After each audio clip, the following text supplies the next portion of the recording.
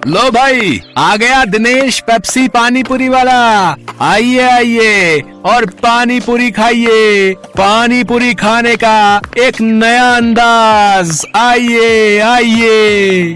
दिनेश जैसे ही बाजार में अपना ठेला लाते हुए आवाज लगा रहा होता है तो पहले से ही वहाँ खड़े पानी पूरी वाले उसका मजाक उड़ाते हैं। पेप्सी पानी पूरी अब पानी पूरी में पेप्सी डालकर बेचेगा क्या ये आदमी है? अरे लोग तो ऐसी पानी पूरी चखते ही उल्टियाँ करने लगेंगे भैया। सही कह रहा है भोला तू। देखना तू 10 दिन भी नहीं टिकेगा यहाँ पे। सभी पानी पूरी वाले उसका मजाक उड़ा रहे थे, लेकिन ग्राहक उसकी तरफ हैरानी से देख रहे थे। अरे देख तो नेहा, कोई नया पानी पूरी वाला आया है। चल तो सही, इसकी पेप्सी वाली पानी पूरी चख कर आए, आखिर ये होती कैसी है। हाँ हाँ चल। अरे भैया जरा हमरे लिए एक प्लेट लगाना तो। वैसे कितने का एक प्लेट? जी सिर्फ 20 रुपए प्लेट। फिर जैसे ही काजल और नेहा उस पानी पूरी को अपने मुंह में रखती है, वो तो खुशी से पागल होती है। अरे वाह वाह वाह वाह, इसका पेप्सी वाला पानी पूरी तो बड़ा ही कमाल का है रे। क्या स्वाद है, मजा ही आ गया। क्या लाजवाब मजेदार पानी पूरी है। अरे इसके आगे तो सबकी पानी पूरी फेल है।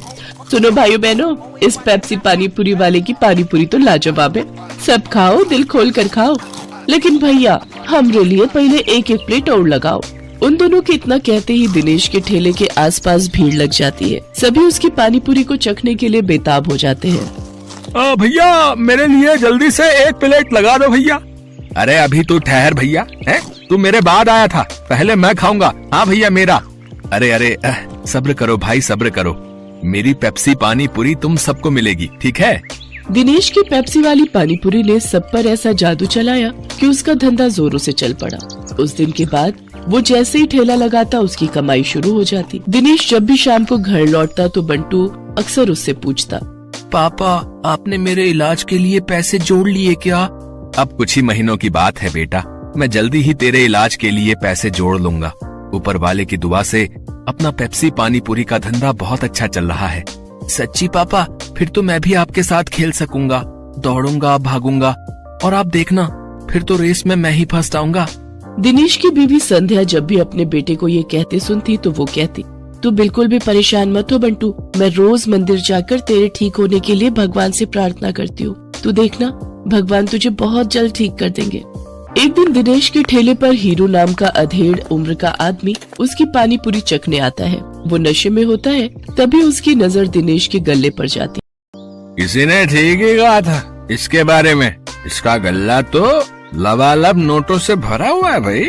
हीरू एक ठग, शराबी और जुआरी किस्म का आदमी था। उसका काम ही लोगों को ये सब बुरी लत लगाना था। दिनेश के भरे गल्ले को देखने के बाद हीरू उससे कहता है, अरे सुना है कि तेरे बेटे को कोई बड़ी बीमारी है अभी, है? और उसके इलाज के लिए तुझे लाखों चाहिए? हाँ भाई सही सुना है, मुझे मेरे बेटे के इलाज के लिए कई सारे पैसों की जरूरत है। तो तुझे क्या लगता है इस ठेले से तू लाखों रुपए कम समय में कमा पाएगा? इसके लिए तो तुझे कई साल लग जाएंगे। हाँ लेकिन इसके अलावा मैं और कर भी क्या सकता हूँ भाई? देख इसमें मैं तेरी मदद कर सकता हूँ। अगर तुझे हफ्ते भर में ही 5 लाख रुपए कमाने हो तो मुझे आकर मिल लेना। ये रहा मेरा पता, ठीक है ना? अच्छा अब मैं चलता हूँ, ठीक है भाई? आखिर ऐसा कौन सा रास्ता है इसके पास जो ये मुझे एक हफ्ते में इतने पैसे कमा कर दे देगा? खैर मुझे क्या, मुझे तो बस अपने बेटे के इलाज के लिए पैसे से मतलब है। एक काम करता हूँ, एक बार जाकर इससे मिल ही लेता हूँ। यही सब सोचकर एक दिन दिनेश जाकर हीरू से मिलता है। उसे ऐसे सपने दिखाता है कि दिनेश ज्यादा पैसे कमाने के लालच में उनके साथ जुआ खेलने लग जाता है। कल मैंने 1000 रुपए लगाकर 2000 कमाए थे। ऐसा करता हूँ आज ठेले की सारी कमाई ही लगा देता हूँ, एक दिन में डबल कमाई हो जाएगी। धीरे धीरे दिनेश को जुए के साथ साथ शराब की लत भी लग जाती है। शराब की लत उसे ऐसी लगती है कि उसका अपने काम में मन ही नहीं लगता और वो ठेले पर खड़ा होकर भी शराब के नशे में डोलता रहता है। भैया एक प्लेट लगाना तो। अरे लगता है इस आदमी ने तो शराब पी रखी है। चलो चलो हमें नहीं खानी इसकी पानी पूरी, चलो दूसरी वाली पानी पूरी खाने चलते हैं। धीरे धीरे दिनेश के सभी ग्राहक कट जाते हैं और वो सभी दूसरे पानी पूरी वालों के पास जाकर पानी पूरी खाते हैं। ये देख भोला और राजू बहुत खुश होते हैं। देखा भोला, अपनी चाल कामयाब हो गई ना? बिल्कुल सरकार, अब देखना उसकी पानी पूरी की तरफ तो कोई देखेगा भी नहीं। सब अपनी ही पानी पूरी खाएंगे। कुछ दिन ऐसे ही बीतते जाते हैं। अपने धंधे को मंदा देख दिनेश शराब और जुए की लत में और डूब जाता है और उसका बचा खुचा धंधा भी चौपट हो जाता है। ये सब देख संध्या और बंटू बहुत दुखी होते हैं। फिर बंटू अपनी माँ से कहता है, माँ, अब तो मैं कभी भी ठीक नहीं हो पाऊंगा ना। पापा तो अब सारे पैसे शराब और जुए में ही उड़ा देते हैं। तू परेशान मत हो मेरे लाल, बस ऊपर वाले पर भरोसा रख, एक दिन सब कुछ ठीक हो जाएगा। सारा दिन नशे में धुत रहने और धंधा चौपट होने के कारण दिनेश के घर में खाने पीने के भी लाले पड़ जाते हैं। माँ, अब तो घर में खाने के लिए भी कुछ नहीं बचा। अब तो लगता है भूख से ही हम सब मर जाएंगे। ऐसा नहीं कहते मेरे बच्चे, सुख दुख तो जीवन का हिस्सा है। आज बुरा वक्त आया है, कल अच्छा वक्त भी आएगा। ऐसे ही कुछ समय और बीत जाता है। फिर एक दिन उस बाजार में एक आदमी आता है जो सबको पर्चे बांट रहा होता है। तभी वो दिनेश के ठेले पर आता है। अरे सुनो भाई, पेप्सी पानीपुरी वाले, हमारे सेठ मंगल राम चाट भंडार वाले की तरफ से एक प्रतियोगिता होने जा रही है, जिसमें सभी चाट वालों के बीच कंपटीशन होगा। जो भी इस प्रतियोगिता को जीतेगा उसे पूरे 5 लाख इनाम और साथ ही हमारे मशहूर मंगल राम चाट भंडार वाले बाजार में एक स्टॉल भी लगाने को मिलेगा। मंगल राम चाट भंडार बाजार, वहाँ तो बड़े बड़े लोग आते हैं चाट खाने के लिए। अरे तभी तो कह रहा हूँ, अगर जीत गए तो रोज की अच्छी खासी कमाई होगी और 5 लाख मिलेंगे वो अलग। मंगल राम चाट भंडार कोई ऐसी वैसी जगह नहीं थी, बल्कि शहर का फेमस चाट बाजार था, जहाँ शहर के बड़े बड़े लोग चाट खाने आते थे और कई टूरिस्ट भी वहाँ आते थे। उस बाजार में चाट लगाने वालों की अच्छी खासी कमाई होती थी। लेकिन ये सब बातें जानते हुए भी दिनेश उस प्रतियोगिता में कोई खास दिलचस्पी नहीं दिखाता। मंगल चाट भंडार है तो मुझे क्या, मैं जहाँ हूँ वहीं ठीक हूँ, मुझे इन सब से कोई फर्क नहीं पड़ता।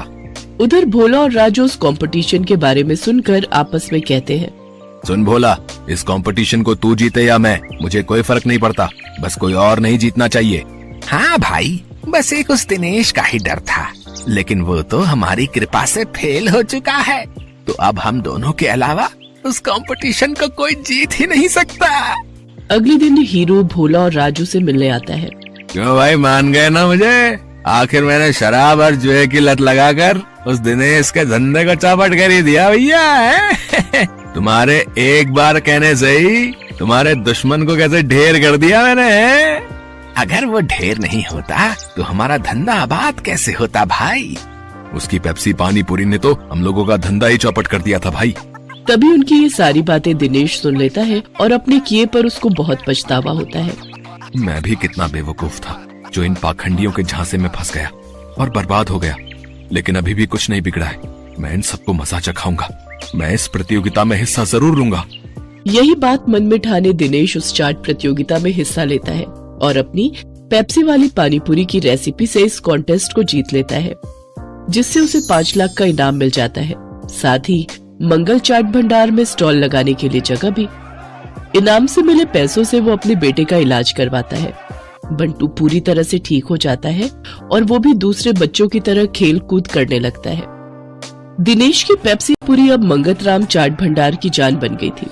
उस बाजार में जो भी ग्राहक आता वो उसकी पानीपुरी चखे बिना वापस नहीं जाता। उसकी तरक्की देख राजू, भोला और हीरो को अपनी करनी पर बड़ा पछतावा होता है।